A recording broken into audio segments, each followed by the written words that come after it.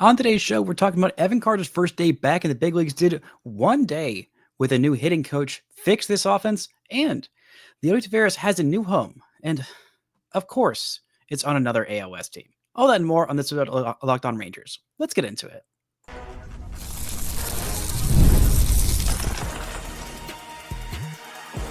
You are Locked On Rangers, your daily Texas Rangers podcast, part of the Locked On Podcast Network, your team every day. You are locked onto the Texas Rangers, the first and best daily Rangers podcast. I'm Bryce Patrick, a cripplingly addicted Texas Rangers fan covering this team for 12 seasons, including all 7 as the founder and host of this podcast. Thank you all so much for making Locked On Rangers your first listen every single day. If you're not already, you can follow me on Twitter at Bryce Patrick. You can follow the show at Locked On Rangers. Hit subscribe on your favorite podcasting platform and on YouTube, where the best way you can help grow the show is to comment nearly any single thing below. Now, on today's show, we're talking about this offense looking fixed finally. One day into Bret Boone's tenure, we're talking about Evan Carter coming back to the big leagues and immediately getting a hit off of a lefty. And we are also talking about a farewell officially to Leody Taveras. But let's start with the first things first, the best things first. The Rangers won again. They now have 2 wins in a row to win today. Oh boy, that's a winning streak. Rangers are finally back to 500 after a pretty thorough drubbing of the Red Sox. Not an absolute obliteration, not a 15 run outburst, but 6 runs. That'll do. That will absolutely do.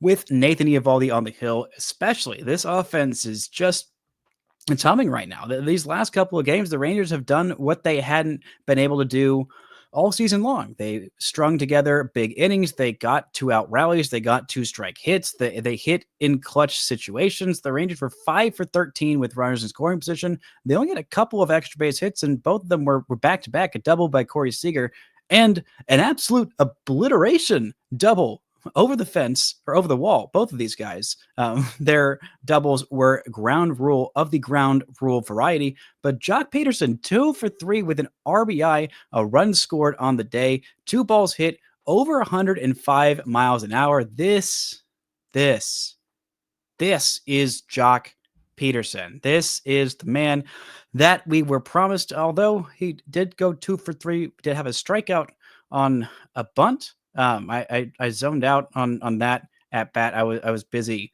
doing something else, so I didn't see why he was bunting 3 straight times and got 3 foul bunts and struck out on a foul bunt. I know it was against lefty. I don't love the choice there. Maybe that's why the Rangers decided to pinch hit for him with lefties the rest of the way. Blaine Grimm went 0 for 2. Still does not have his first big league hit yet. I'm very hopeful that Blaine Grimm will be able to get that first big league hit before he gets sent back to the minors. He hasn't been making an impact with the bat, which was the whole reason the Rangers called him up. But hey, if this offense is fixed, then it's pretty darn deep, and there's not all that much room for Blaine Grimm, especially with leadoff hitter, first baseman Joshua H. Pookie, Gold Glove soon, Silver Slugger already, soon All-Star. This is got to be the year that Josh Smith is an All-Star Smith.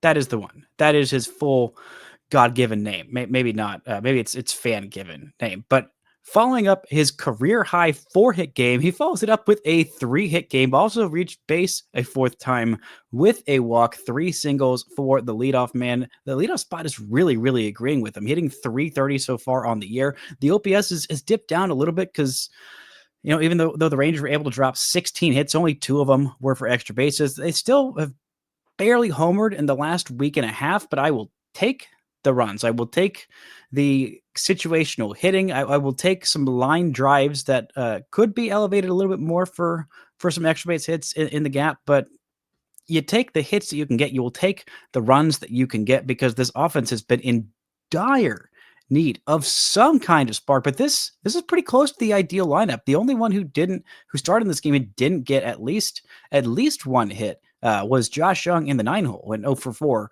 with a couple of strikeouts. This one, despite 5 1/3 innings from all lefties, who Josh Young normally crushes, maybe a little concern for Josh having a rough week or so. His OPS is now dipped below 700. I'm not all that worried. There's a lot more to worry about with this lineup so far. But I mean, multi-hit days from the middle chunk of this lineup, multi-hit day for Jock Peterson, a multi-hit day for Marcus Semien, who's been hitting very, very well and hitting timely hits in the 5-hole, including a really, really good piece of hitting with Jock Peterson on second base. And he is an extreme pull hitter, and him being able to use a little bit more of the opposite field, especially in those clutch situations, that situational hitting, get the runner over with no outs in the inning and you got a runner at second base, get him over to third with fewer than 2 outs and let someone just pop a ball into the outfield and score an extra run. This Rangers offense just needs to score runs. They just need to score runs any single way. They need to have more team at bats. They need to have just better quality at bats, and they need to look more comfortable in the box. And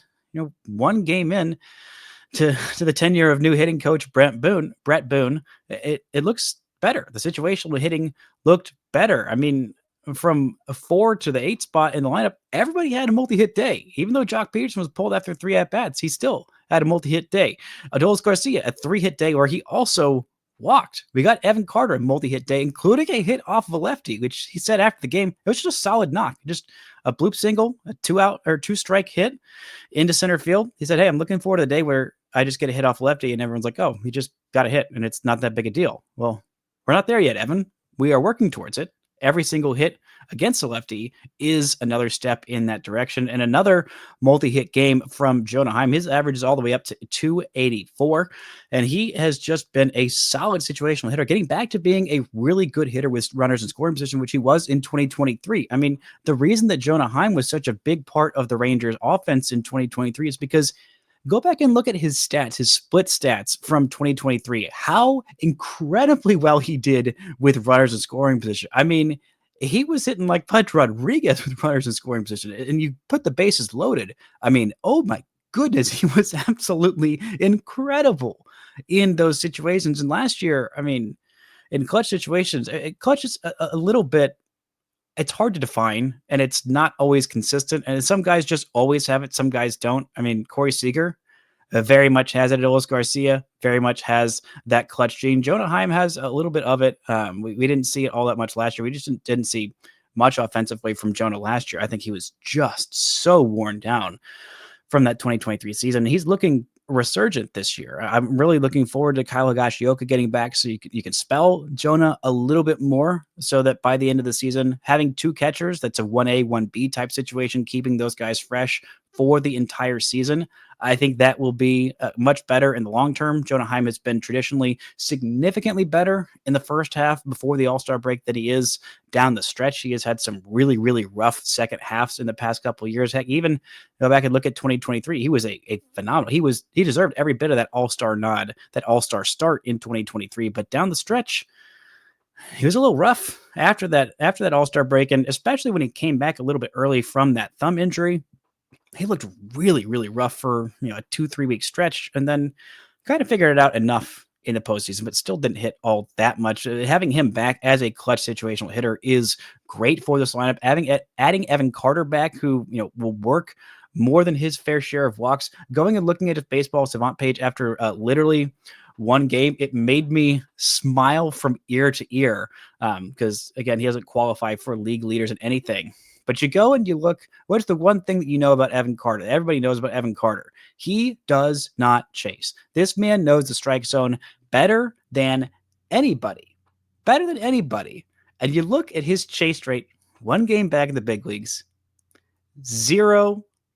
He did not chase a single pitch out of the strike zone. And heck, one of the 1-outs that he hit into was him just absolutely blasting a changeup. Not quite a hard hit ball that you look at his bat speed, it's still down there. He was launching the ball at the correct angles. He was hitting almost all of those baseballs at the sweet spot of, between like 18-ish and 33 degrees, which is, usually where most of the extra base hits are. That's what Evan Carter does when he's at his best. He's not hitting the ball incredibly hard. He's never really had elite bat speed. What he does is he forces pitchers to throw him pitches that he can handle, and then he handles them. And if you don't throw him pitches that he can handle, if you don't throw him strikes, he'll walk.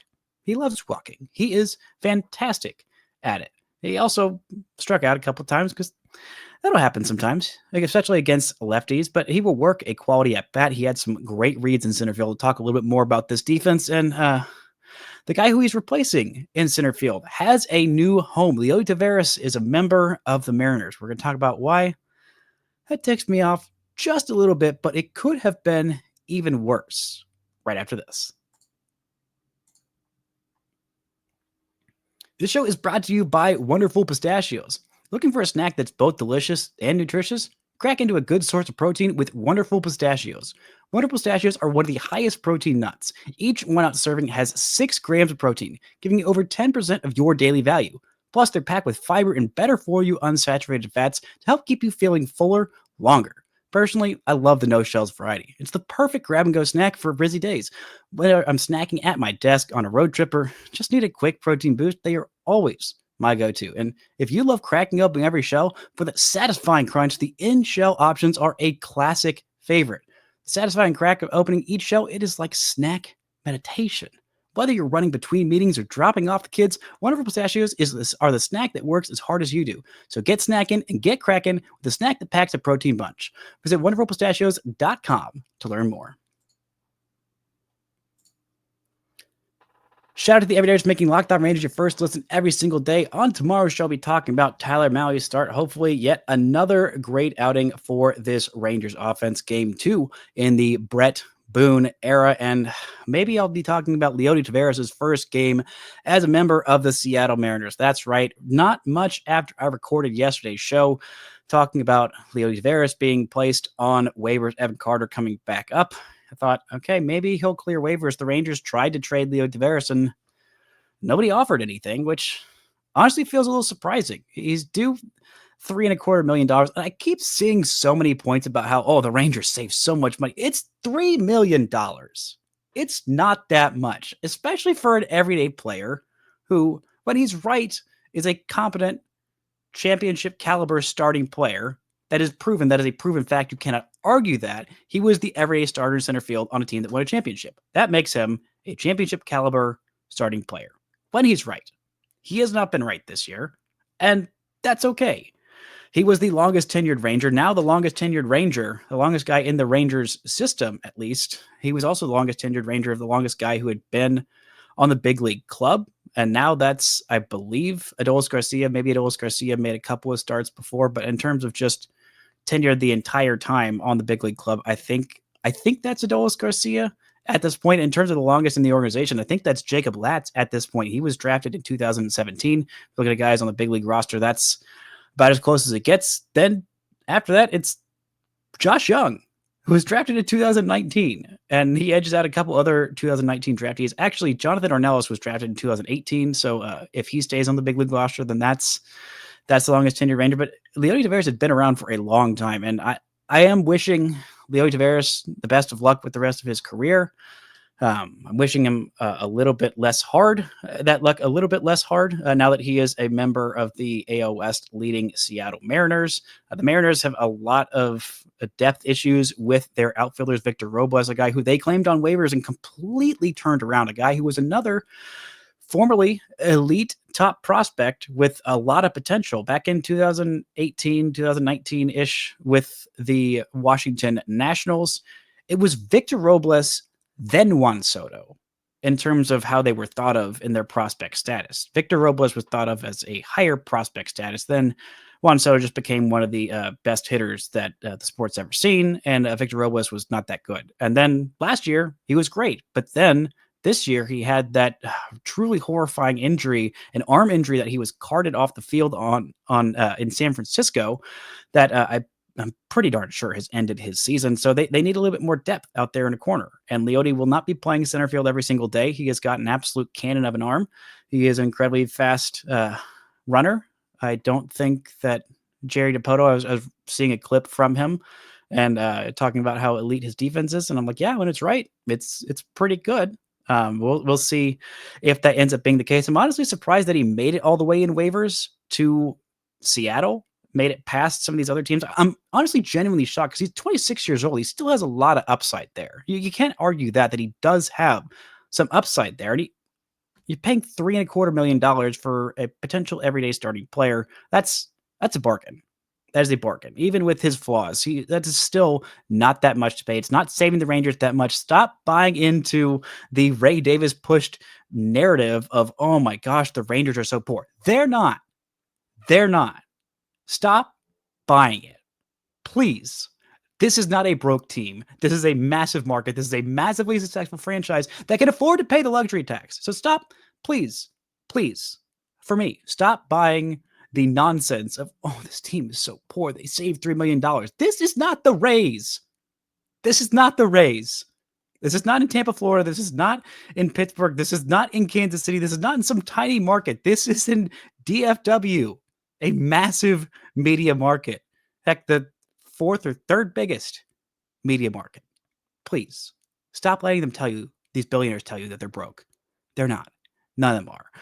But I wouldn't be surprised if Leody Taveras absolutely goes off against the Rangers. Thankfully, the Rangers don't play the Mariners again for quite some time. I'm very grateful for that. But I'm really surprised that he made it all the way past Houston, who has a really struggling offense so far this year. I have less confidence in Houston turning around their offense than I do in the Rangers. I mean, the Rangers are even older. They have a lot less young guys with promise. There's no Wyatt Langford there. I mean, Cam Smith has been fine in right field, but he's nowhere near what Wyatt Langford has done. Jose Altuve is getting old and washed. Jeremy Payne is having a decent season, but their outfield depth is really, really bad, especially defensively. Trotting out Jose Altuve every single day in the outfield, it's rough. It's just about as rough as watching him at second base. But props to the Mariners for getting Leody Taveras. I hope that he does well. I hope that he does poorly there, goes somewhere else. Go maybe to the NL East or something. I don't know. Go to the Braves or just the Marlins or somewhere not right in my face, where if Leody Taveras blossoms into the player that I hoped he could be for a long time, it's going to be really frustrating to watch that on a rival team that is doing incredibly well with their offense, this offense turning things around. But the pitching staff of this Rangers squad, I want to talk about Nathan Eovaldi's day today because he was fantastic, even in the pouring rain, which if you delayed the game 30 minutes and you couldn't have delayed it 15 more to actually get past the rain, it's really frustrating. I was a little worried.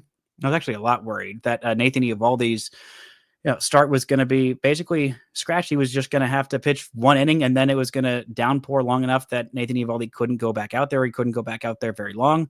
I'm glad that they were able to play through it, but 6 innings of one-run ball. It got hit hard a little bit towards the end of his start. I think that's why he didn't go out there for a 7th inning, even though he was only at 90 pitches. He's been super economical with his pitch count. I think that the rain led to him throwing that horrible walk, one of the very, very few walks he's had so far this season. Heck, he had 4 walks? 3 walks. He had more hit by pitches than walks last month. He has had 4 walks so far this season. This was the 4th walk of this season. He had 7 strikeouts in this one, and the fastball velocity was up a little bit of a tick. I mean, not a full tick, but it was looking, better. He threw what I believe is his hardest pitch of the year so far, 97.6 miles per hour. He was averaging a little bit over 94. He's been at 93.8 on the year. So just a smidge up there, but sitting more than 94, 95, kind of a range. Also working in the splitter and the cutter. I mean, 90 pitches, 35 four-seam fastballs, 22 splitters, 17 cutters, 16 curveballs. I mean, these hitters had no idea what was coming at him. He was also kind of quick pitching them, working on his delivery, altering it and really, really messing with hitters' timing. Gosh, I freaking love watching Nathan Eovaldi pitch. This guy there's been a lot of guys that I've been wrong about and that the Rangers have brought in. There's been quite a few. Nathaniel Lowe stands out as one that I was very wrong about. I thought, why are you doing this? Never trade with the Rays. You're not going to get the best of the Rays, and the Rangers did. And they got 7 quality seasons out of Nathaniel Lowe as an everyday starting first baseman, and it only cost them a bunch of prospects that didn't end up hurting in the long run. When the Rangers signed Nathan Eovaldi after they had already signed what felt like 17 different starting pitchers in that winter where Chris Young's first time in charge, he bought 1 million starting pitchers. I thought, okay, they don't really need Nathan Eovaldi. I don't really know much about this guy. Everyone in Boston loves him. I don't really get it. I look at the peripherals. I'm like, okay, he doesn't walk guys. He doesn't really strike out that many. He hasn't been healthy. What's the big deal? I didn't know about Big Gang Nate. I did not know ball when it came to my assessment of Nathan Eovaldi, but since he has been a member of the Texas Rangers, my goodness, what a godsend this man has been. Every single big game that they have needed, he has stepped up. They have been, I believe, limiting his pitch count a little bit in his starts so far this year, but he hasn't really been letting it eat in terms of the velocity so far this year. He hasn't gone over 100 pitches yet this season. He's gone to 99. Just a couple of times he went to 99 pitches in that complete game shutout the Maddox against the Reds.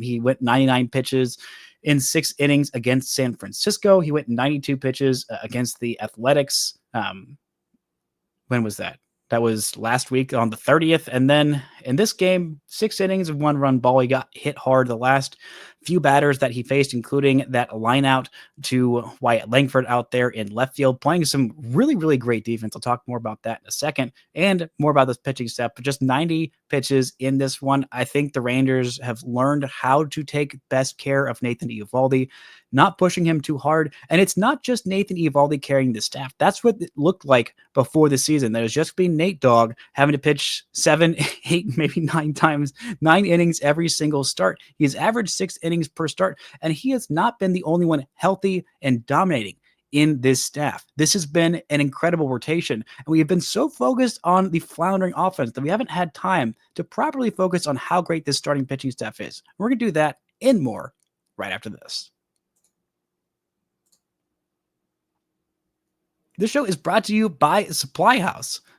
Get the supplies you need from the site that's made for the skilled trades, Supply House. Whether you're in plumbing, HVAC, or electrical to work, Supply House is the reliable way to order products online. Their easy-to-use website is packed with helpful resources and the latest product info to help you get the job done right. Plus, with a complete inventory of over 200,000 parts from 400-plus top brands, you'll find exactly what you need delivered fast from coast to coast. Need help with an order? Supply House offers expert support and industry-leading service, so you'll always talk to a real person. And for the pros looking for an extra edge, their free Trademaster program offers exclusive perks like a dedicated phone line, free shipping, and discounts on every order. Thousands of skilled professionals are already taking the advantage, so now it's your turn. Join the Trademaster program today at supplyhouse.com/TM and start ordering plumbing, HVAC, and electrical supplies with just a few clicks. Plus, use promo code SH5 for 5% off your first order. That's supplyhouse.com. Shout out to the everydayers making Locked On Rangers your first listen every single day. And for the real ones making Locked On Rangers your first and last listen every single day, go check out the postcast with Jeff Biggs, doing an incredible job. So happy to have Jeff as a member of the Locked On Rangers team, coming to you after every single game with your immediate postcast reaction needs. Go check that out. It will find it on our YouTube channel and wherever you get this podcast. Now, the Rangers rotation, it has not just been Jacob deGrom and friends. It has not just been Jacob deGrom, Nathan Eovaldi and friends. It has been Tyler Mahle, really, and also his friends, Nathan Eovaldi and Jacob deGrom, and also Patrick Corbin. I mean, this rotation has been so darn good. It has been so good that we have been so blinded by the struggles of this offense. Honestly, rightfully so. It has been the story because it's been so many, because these pitchers have been so darn good. After last night's start, Nathan Eovaldi, a 1.5 baseball reference for a season in 8 starts, 48 and 2/3 innings, 53 strikeouts, just 4 walks, just 3 homers, a league-leading 0.801 whip. So that's walks plus hits per innings pitched. He's allowing 4/5 of a walk and hit per inning pitched. He has got a Major League Baseball leading. Both of these are Major League Baseball leading 0.7 walks per 9, just 0.7. This is peak Nathan Eovaldi. He's doing it also without velocity. He is a crafty righty, but he also occasionally can pull out 98 out of his bag. I think he's saving it more for those starts down the stretch, but also a baseball leading 13.25 strikeouts per walk. And if not for the slippery baseball, then that might have been even higher. He has only had 4 walks in 8 starts. 4 walks in 8 starts where he's averaging 6 innings to start. That is awesome. And this guy thought was, I don't know if this guy's going to be worth $25 million a year. Gosh, $75 million for 3 years. What a freaking bargain. He's been the second best starter so far this year. Right now, Jacob deGrom looking very much like himself, even with those rough first 3-4 starts of the year. And weren't that terrible. They were just fine. But so far this year, Jacob deGrom has a 2.61 ERA, which is top 10 in the American League. And number 2, I believe, in the American League ERA. The Rangers have 3 starting pitchers in the top 10 of ERA. Now, he's number 2 behind Max Fried. Max Fried.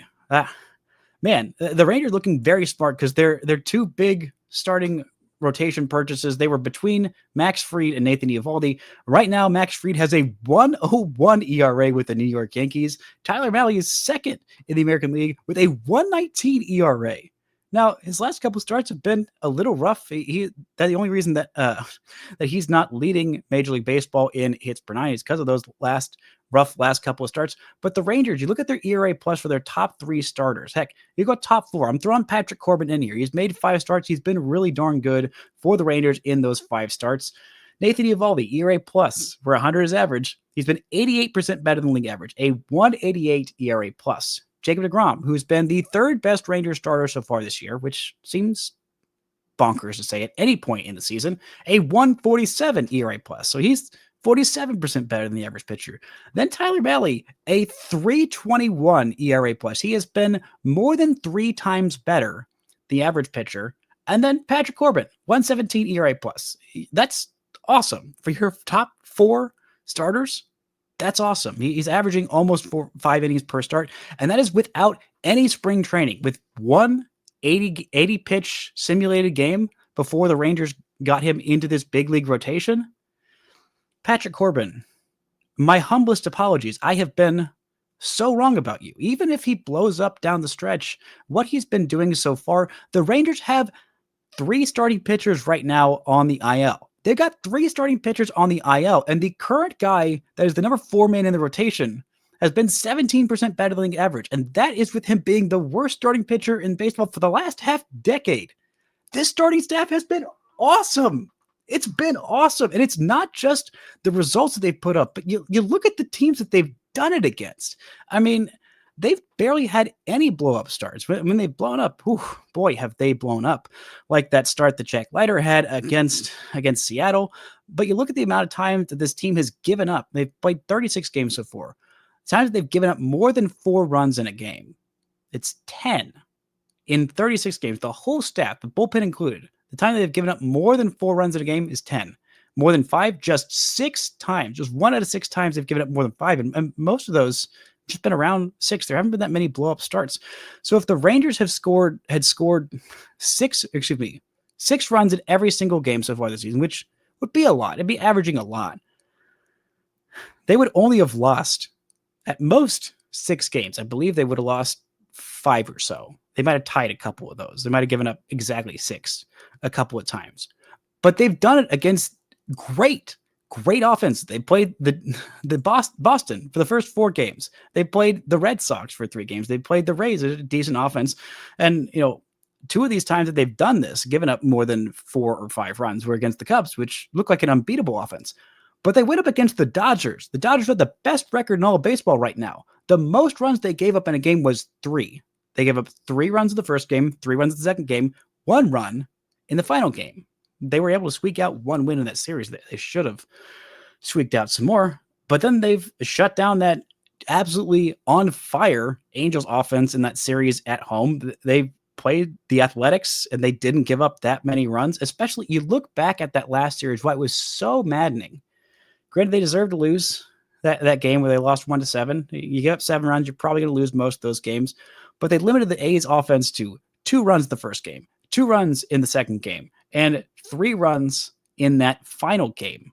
This is a great A's offense. It's not just a good A's offense. I was wrong about them. They are a great A's offense. And then against the Mariners, they limited the 2 runs the Saturday game and just 1 run on the Sunday game. These are good offenses that the Rangers have mostly shut down. It's not like the Rangers are just playing the Pittsburgh Pirates every single day.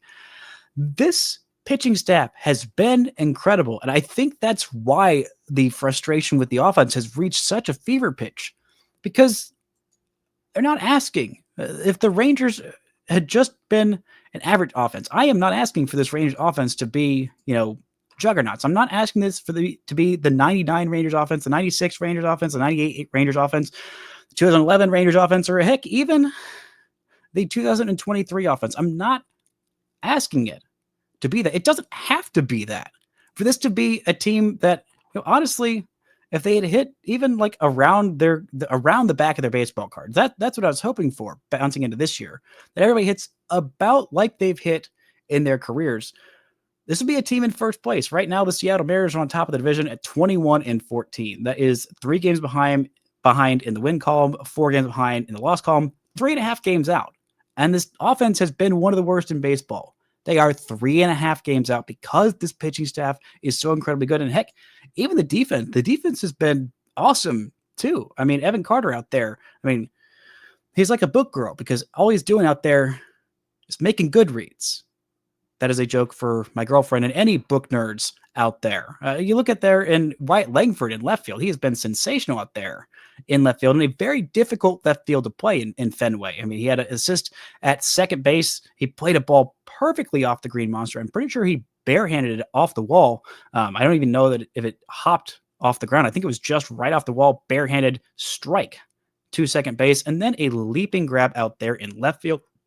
I love watching Evan Carter out there in center field. He makes such great reads. He's not going to make as many highlight reel plays as Leody Taveras when he's right, but he's also not going to goof up those easy ones. And the rest of this defense, Josh Smith playing 18 bazillion different positions. I bet we'll see Josh Smith a lot at first base right now while Jake Berger is down in AAA. He played his first game today. He got, I believe, a couple hits, maybe a hit and a walk and a strikeout in his first AAA game in quite some time. Hopefully that reset can get him going, can get that power swing going. Hopefully the rest of these Rangers can get that power swing going. But, he had a great play on a line drive that he's using Blaine Crim's glove, so it's a little bigger than he's used to. There's a line drive that he jumped and he caught, and he was looking for it. He couldn't figure out where it was, and it was in his glove. This defense has been so darn good. This pitching staff, the rotation, the bullpen, also shutting things down. Sean Armstrong, 4 outs of perfect baseball. Robert Garcia comes in, gets a couple lefties to strike out. Chris Martin finishes this game off in not a save situation with a couple of strikeouts as well. This is a darn good team, and the offense doesn't have to be a juggernaut to get this team to the postseason, because this starting rotation, you get the postseason with how good this rotation has been. This team has every chance to make the Bruce Bochy every other year World Series championship pattern continue. That's going to do it for today's show. Thank y'all so much for listening and subscribing. And until next time, don't forget to enjoy baseball.